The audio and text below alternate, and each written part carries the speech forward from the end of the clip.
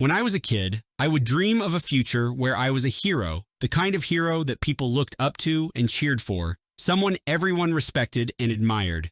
I would imagine myself conquering challenges, overcoming the obstacles life threw at me, and living a life that demanded recognition.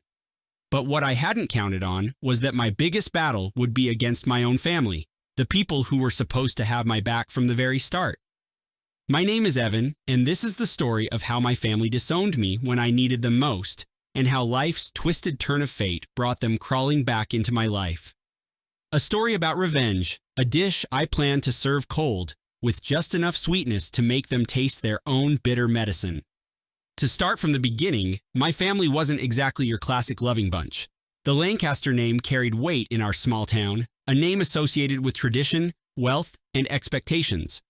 My father was the epitome of a self-made man. He built his fortune from the ground up, going from a struggling entrepreneur to the owner of one of the most successful local businesses in the area. He was the man people looked up to, stoic, confident, and, as many would say, generous to those in need. My mother, on the other hand, played the perfect role of the doting wife, her smile carefully placed like an expensive piece of jewelry. And then there was me, the youngest Lancaster and the black sheep from the very beginning. Unlike my older brother James, who followed every rule and basked in the approval of my father, I had always been different. I was an artist at heart, a dreamer, a creator.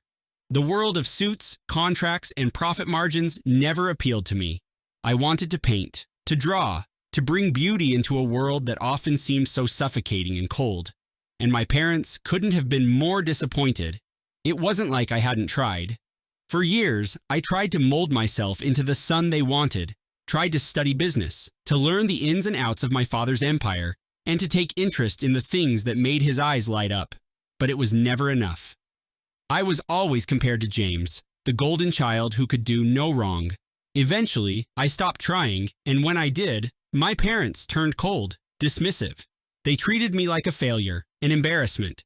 I had no place in the Lancaster family, not if I wasn't going to follow the path laid out for me. The breaking point came when I was 22. I had just dropped out of business school, a program I had only enrolled in to appease them. Instead, I had decided to follow my passion and pursue art full-time. It wasn't an easy decision, but it was the first time in my life that I felt like I was truly living for myself. When I told my parents, I could see the disappointment etched on their faces. My father didn't even try to hide his anger. He said I was throwing my life away, that I was making a mockery of everything he had worked for, and then he did the unthinkable. He cut me off completely.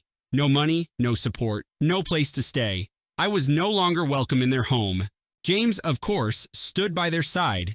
He looked at me with that condescending gaze, the one that said he knew better, that he was better. My mother, though she looked conflicted, ultimately chose my father. And so, I found myself alone, disowned by the people who were supposed to love me unconditionally. It was hard at first. I couch-surfed at friends' places, took up odd jobs to make ends meet, and tried to find my place in a world that suddenly felt a lot bigger and scarier.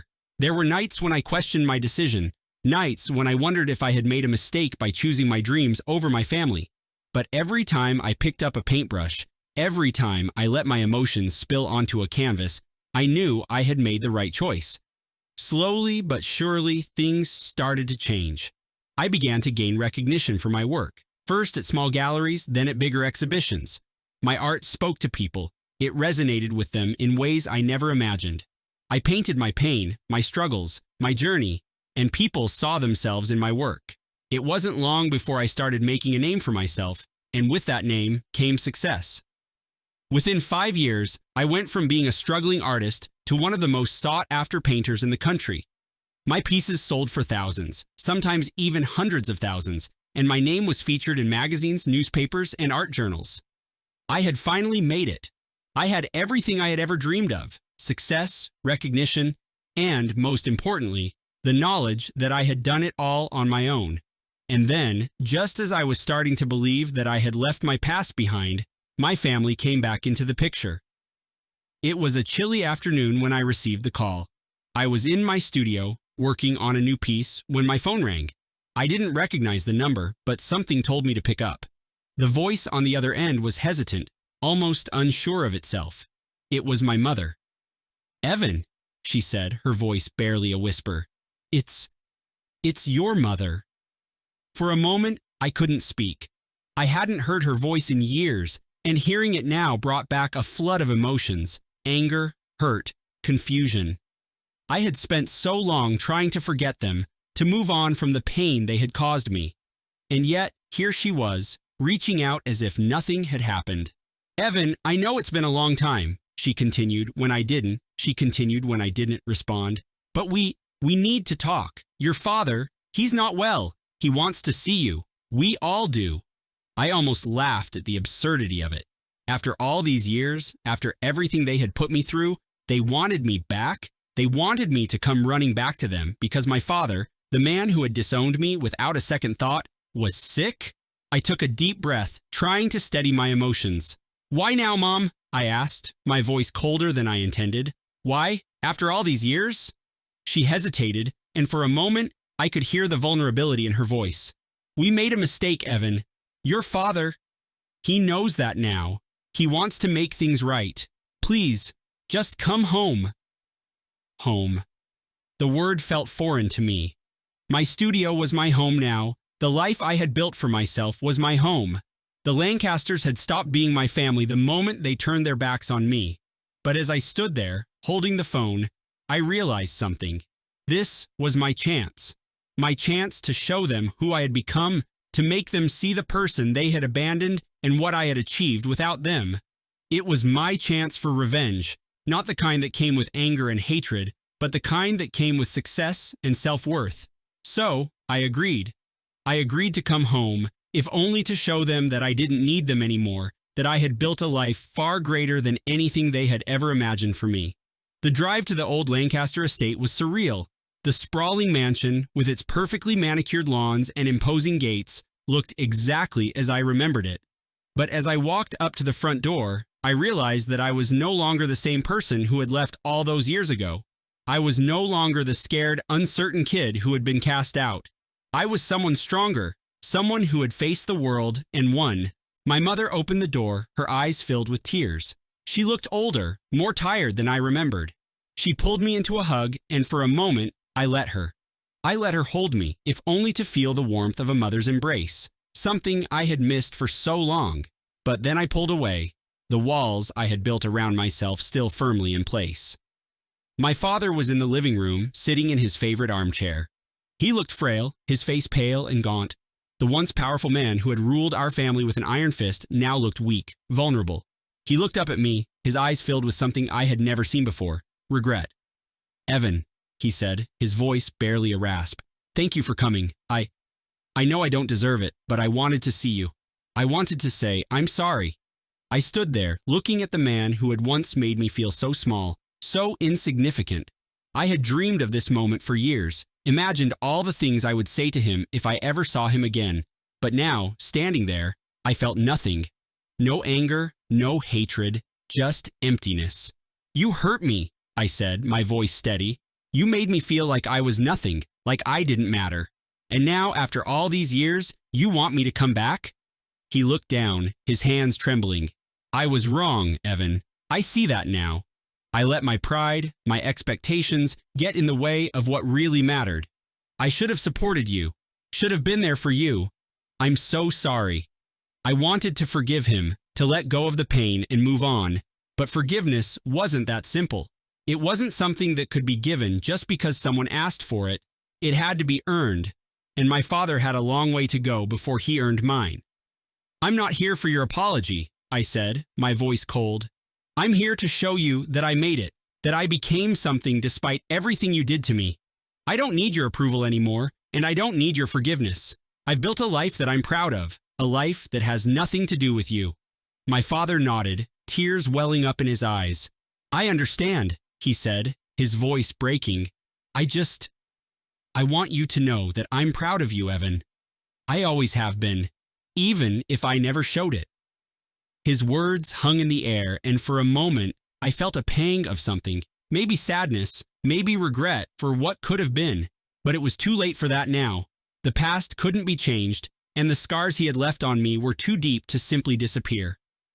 I turned to leave, my mother calling out after me, her voice filled with desperation. "Evan, please stay. We want to make things right. We want to be a family again." I paused, my hand on the door. "Family?" I said, turning back to look at her. "Family doesn't abandon you when you need them most. Family doesn't make you feel like you're nothing. You made your choice, and I made mine. I've moved on." And with that, I walked out of the house that had once been my home, the place that had once made me feel so small. I walked away from the past, from the people who had hurt me, and I didn't look back. As I drove away, I felt a sense of closure, a sense of peace that I had never felt before. I had faced my past, faced the people who had tried to break me, and I had come out stronger. I didn't need their approval, their validation. I had built a life that was mine, a life that I was proud of, and that was enough. My story wasn't one of forgiveness or reconciliation. It was a story of strength, of resilience, of finding my own way when the people who were supposed to guide me had turned their backs. It was a story of revenge, not through anger or hatred, but through success and self-worth. And as I looked out at the road ahead, I knew that my journey was far from over. I had so much more to achieve, so much more to create, and nothing, not even the ghosts of my past, could hold me back.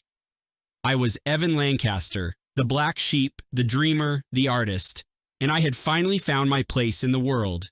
The days after leaving my family's mansion felt like a blur. I returned to my studio, my safe haven, where the familiar smell of paint and canvas grounded me. I told myself I had moved on, that I had finally put the past behind me. But the truth was, seeing my family again had stirred something inside me.